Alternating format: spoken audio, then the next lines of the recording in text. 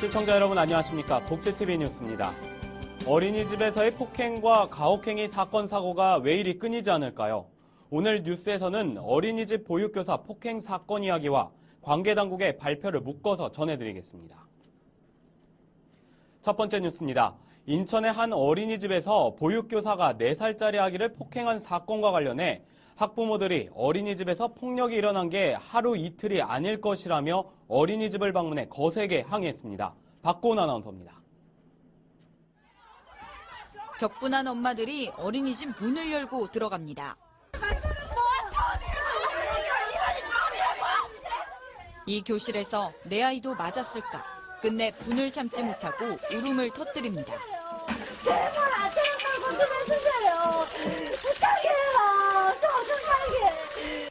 문제의 어린이집에 아이를 맡겼던 엄마들은 해당 보육교사의 폭력 행위가 상습적이었을 것으로 보고 있습니다. 주말 달라면 얼마나 남았어? 막 이렇게도 물어봤기 때문에 모션이 그냥 이렇게 하는 게 기본이래요. 그래서 어떤 아이들은 집에서 이런 행동하는 아이들도 지금 있대요. 폭행이 한 번뿐이었다고 주장하던 어린이집 원장은 부모들의 항의가 빗발치자 뒤늦게 고개를 숙였습니다. 저희 원을 다녔던 모든 아이들과 학부모님들과 이 주변에 계신 분들 또 온 국민분들께 진심으로 사죄드립니다. 많은 심력 끼쳐드려서 너무 죄송합니다. 수사를 통해 폭행의 상습성이 밝혀질 경우 어린이집 관계자들은 엄벌을 피하기 어려울 것으로 보입니다. 부모들은 경찰 수사 결과를 기다리는 한편 어린이집을 상대로 피해 보상을 청구하는 등 법적 대응에 나설 계획입니다. 복지TV 뉴스 박고은입니다. 이번 어린이집 사건과 관련해 교육부 황우여 장관과 보건복지부 문영표 장관이 특단의 대책을 마련하기로 했습니다. 황우여 사회부총리 겸 교육부 장관이 인천의 어린이집 원화 폭행 사건과 관련해 관계 장관들과 특단의 대책을 마련하기로 했습니다. 황 부총리는 아동의 안전을 최우선으로 담보해야 할 어린이집에서 이런 일이 발생한 것에 대해 매우 가슴 아프게 생각한다며 안타까움을 나타냈습니다. 또한 복지부 문영표 장관은 근본 아동학대 사건이 발생한 해당 어린이집에 대해서 운영 정지 처분을 내리고 해당 보육교사에 대해 자격 정지 처분을 할 계획이라고 말했습니다. 국회 본회의에서 전국 도시철도의 스크린도어 설치 의무화와 관련된 법안이 통과됐습니다. 한편 장애계가 용산역 추락 사고와 관련해 기습 시위를 열었습니다. 코레일 측의 공식 사과와 피해 보상에 대한 답변이 있었다고 합니다. 김지영 기자입니다.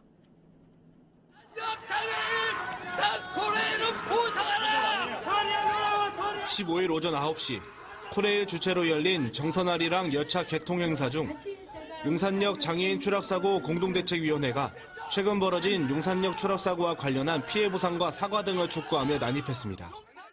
공대위는 지난 9월 20일 시각장애인 최 씨가 용산역 선로에서 추락해 들어오던 열차에 치여 32주의 중상을 입었음에도 코레일 측이 이에 대한 사과와 보상을 하고 있지 않은 것에 반발하며 이와 같은 기습 시위를 벌인 것으로 밝혀졌습니다. 코레일 및 청량리역 관계자들이 공대위의 기습 시위를 제지하며 충돌이 벌어졌고 행사는 순식간에 아수라장이 됐습니다. 행사는 계속 진행됐지만 공대위는 행사가 진행되는 내내 시위를 이어갔습니다. 행사가 끝난 뒤 코레일 관계자는 공대위 관계자들과 고객지원실에서 면담을 진행했습니다. 면담에서 코레일 관계자는 공대위가 요구하고 있는 용산역 추락사고에 대한 피해 보상과 이에 대한 코레일 측의 사과, 향후 사고 방지를 위한 대책 마련 등에 대해서 오는 19일까지 답변할 수 있도록 하겠다고 답했습니다. 한편 지난 12일 스크린도어 설치 의무화 등의 내용을 담은 도시철도법 일부 개정 법률안이 지난 12일 국회 본회의를 통과함으로써 지하철 추락사고에 대한 코레일 측의 안전대책 마련이 불가피한 것으로 보입니다. 복지TV 뉴스 김지현입니다. 다음 소식입니다. 노숙인 사망 사건이 또 발생했습니다. 이 노숙인은 뇌출혈이 진행되는 응급 상황인데도 불구하고 후송된 병원마다 응급진료를 거부했다고 합니다. 떠넘기기에 바빴던 병원과 해당 지자체, 정유린 기자입니다.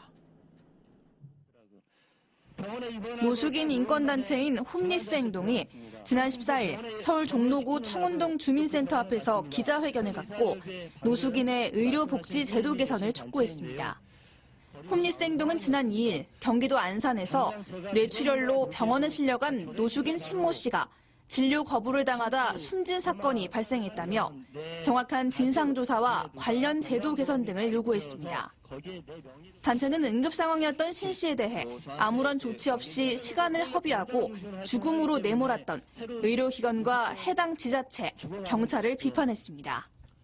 이거는 사회가 저지른 살인입니다. 의료인 한 명의 과실도 아니고 의료기관 하나의 과실도 아니며 공무원 한 명의 과실도 아닙니다. 그렇기 때문에 이 부분에 대해서는 반드시 규탄하고 반드시 책임을 져야 할 사람은 책임지고 제도 개선이 필요하다고 생각합니다. 한편 이날 기자회견에선 신 씨의 죽음을 통해 드러난 열악한 노숙인 의료 제도가 화두로 떠올랐습니다. 현재 행여 환자에 대한 의료급여 제도를 통해 일정한 거처가 없는 사람이라도 응급 상황에 처하면 치료를 받을 수 있도록 하고 있는데 제도의 선정 기준에 부양의무자 기준이 포함돼 있어 노숙인들의 의료급여 지원에 발목을 잡는다는 겁니다. 일종 급여도 대상이 안 됩니다. 피부양자로 되어져 있기 때문에 진료소를 간다는데 진료도 못 받고 있고요. 이 신 씨처럼 억울한 죽음이 더 이상 없었으면 하는 바람입니다. 단체는 노숙인 사망률이 전체 인구 집단의 3배를 넘는 가운데 노숙인 복지정책의 공백이 이들을 죽음으로 내몰고 있다며 신 씨의 죽음에 대한 진상조사와 책임자 처벌, 의료복지정책의 전면 개선이 필요하다고 주장했습니다. 복지TV 뉴스 정유림입니다. 저출산 고령화로 산부인과의원의 개업 대비 폐업률이 다른 과목들과 비교해 가장 높은 것으로 나타났습니다. 지역별 편차도 굉장히 심한 것으로 나타났습니다. 분만이 가능한 종합병원과 의원 등 의료기관 수가 지난 2004년 1,300여 곳에서 지난해 6월 현재 600여 곳으로 줄어 10년 새 절반가량 감소한 것으로 나타났습니다. 통계청과 보건복지부 등에 따르면 전국 232개 시군구 중 산부인과가 없거나 산부인과가 있어도 분만시설이 없어 출산이 어려운 지역은 23.7%인 55곳이나 됐습니다. 광역지방자치단체별로는 전남이 분만 가능 산부인과가 없는 시군구가 10곳으로 가장 많았고 경북과 경남이 각각 9곳, 강원 7곳 등의 순이었습니다.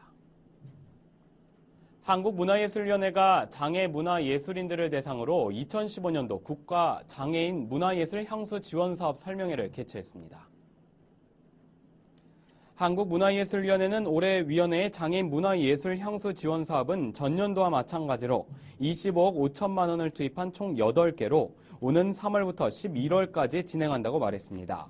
문화인은 지원 신청을 오는 26일부터 30일까지 받으며 신청은 국가문화예술지원 시스템을 통해 개별적으로 가능하다고 설명했습니다. 다음 뉴스입니다. 복지TV 전남지사가 순천시 조충은 시장을 직접 만나 순천시의 복지 서비스에 대한 이야기를 담아왔습니다.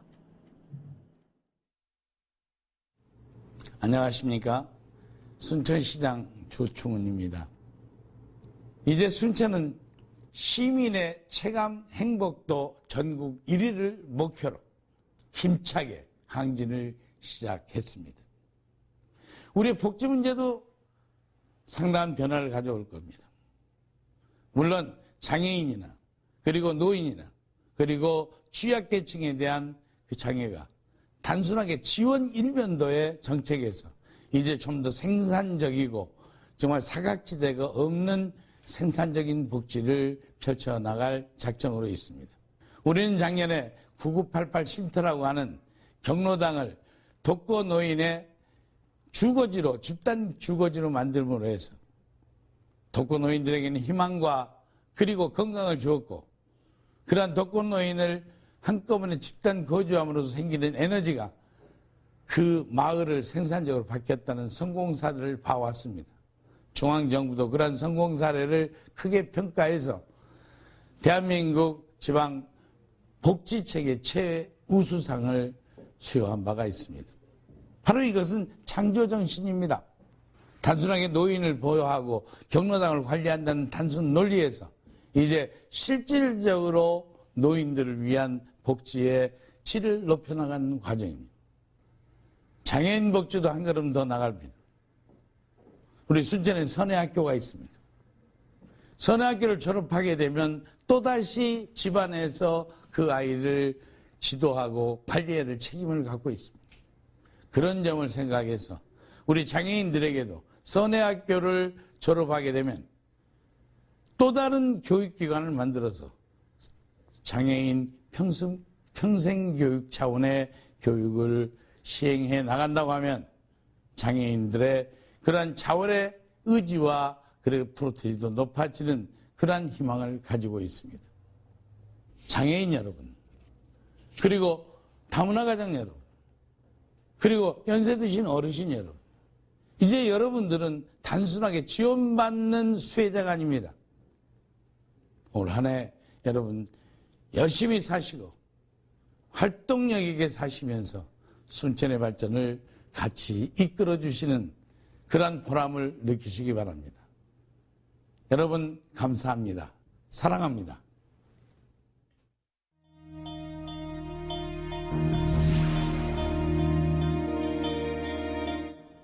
이어서 간추린 뉴스를 전해드립니다. 대전지방법원 제11형사부는 자신이 돌보던 지적장애아를 추행하고 성폭행한 장애인 활동보조인에게 징역 8년과 성폭력 치료 프로그램 80시간 이수를 선고했다고 밝혔습니다. 재판부는 자신을 스스로 지키고 보호할 능력이 부족해 특별한 보호와 관심이 필요한 장애아를 상대로 한 죄질이 좋지 않다며 어린 피해자가 적지 않은 정신적 고통과 성적 수치심을 느꼈을 점 등을 비춰보면 엄벌할 필요가 있다고 양형 이유를 설명했습니다. 국립중앙도서관은 시각, 청각 장애인들이 시간과 공간의 제약 없이 편하게 도서관의 수화, 자막 영상 자료와 화면 해설 영상 자료 등을 이용할 수 있는 모바일 애플리케이션 영상 자료관을 출시했다고 말했습니다. 영상 자료관 앱을 활용하면 국립중앙도서관이 소정하고 있는 청각 장애인용 수화 영상 도서 자료와 자막 영상 자료, 시각장애인용 화면 해설 영상 자료 등 총 2,247점을 자유롭게 감상할 수 있습니다. 대한장애인체육회에서 장애인체육실업팀 창단을 지원하기 위한 2015년도 장애인실업팀 육성사업 지원 대상을 모집 공고한다고 밝혔습니다. 실업팀 지원 대상은 장애인 스포츠 실업팀을 창단하는 기관, 단체와 장애인 선수를 신규로 채용하는 비장애인 체육실업팀 또는 기존 장애인 체육실업팀으로 접수는 다음 달 10일까지입니다. 국회가 오는 3월 탈북 청소년의 사회 적응을 돕는 교육과정을 마련한다고 밝혔습니다. 정의학 국회의장은 탈북 청소년들을 국회로 초청해 점심 식사를 한 자리에서 국회에서 3월부터 탈북인들을 위한 주말 국회 교실을 열어 대한민국에서 살아가면서 꼭 알아야 할 것을 공부할 수 있도록 준비하겠다고 말했습니다. 서울 영등포구는 관내 대형 병원들과 협력해 지역 저소득층 아동 125명을 대상으로 무료 건강검진을 한다고 밝혔습니다. 이번 검진은 초등학교 3학년부터 6학년까지를 대상으로 합니다.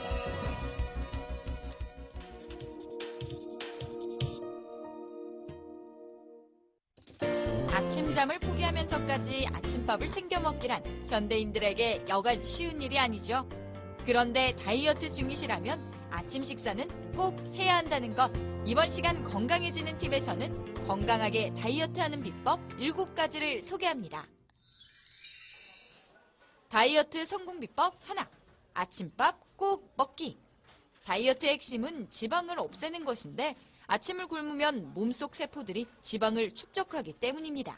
우리가 아침을 굶게 되면 우리 몸의 세포들은 그 들어오지 않은 에너지를 흡수하기 위해서 일종의 기아 상태가 됩니다. 이때 들어오는 음식은 기아 상태였기 때문에 무조건 흡수해서 우리 몸을 위해서 에너지로 쓰는 것이 아니라 언제 또 굶을 수 있으니까 바로 축적을 해서 우리 몸에 남겨놓으려고 하거든요. 그렇게 되는 축적 자체가 결국에는 체지방으로 되는 거기 때문에.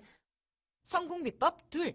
다이어트에 성공하는 사람들은 잠시도 몸을 가만히 두지 않는 습관을 갖고 있는데요. 양치질을 할 때도 기마 자세로 하고 TV를 볼 때도 몸을 움직입니다. 또 설탕과 소금, 밀가루와 음료수를 멀리하는 특징이 있죠. 자극적인 음식보다는 싱겁게 먹는 것도 잊지 마셔야 합니다. 음식물은 천천히 오래 씹고 저녁밥은 7시 이전에 먹는 것이 좋습니다. 매일 1시간 유산소 운동을 하는 것보다는 하루에 30분이라도 운동을 하셔서 체지방은 연소하면서 근육량을 올리는 것이 굉장히 중요합니다. 체지방 자체가 우리 몸에 굉장히 많은 부분의 에너지를 소모하는 장기이기 때문에 반드시 근력 운동이 함께 따라가줘야 되는 것이 중요합니다. 다이어트를 위한 좋은 습관은 최소한 2개월간 유지해야 자신의 것이 됩니다. 또 이렇게 유지한 체중은 6개월 이상 지속돼야 비로소 자신의 체중이 됩니다. 다이어트를 하는 기간 동안에 조급함을 버리는 것은 매우 중요합니다. 일상이 되어버린 다이어트. 이제는 그만 끝내고 싶다면 이번 시간 알려드린 다이어트에 성공하는 7가지 방법으로 건강하게 성공하세요. 이야기가 있는 시간 오늘의 영상 함께 보시죠. 한 생활용품 매장 입구입니다. 경사로의 끝을 상품 진열대가 막고 있다는 사실을 점원들은 모르는 걸까요? 경사로는 장애인이나 노약자에게는 일상생활을 하는 데 있어서 꼭 필요한 편의시설입니다. 네, 우리가 생활하는 곳곳에 여전히 이동약자를 위한 배려가 많이 부족한 게 현실입니다. 더욱이 잘못된 안전편의 시설들이 이동약자에게 큰 위험이 되고 있는데요. 이동약자에 대한 작은 배려 절대 어렵지 않습니다. 복지TV 뉴스를 마칩니다. 시청해주신 여러분 고맙습니다.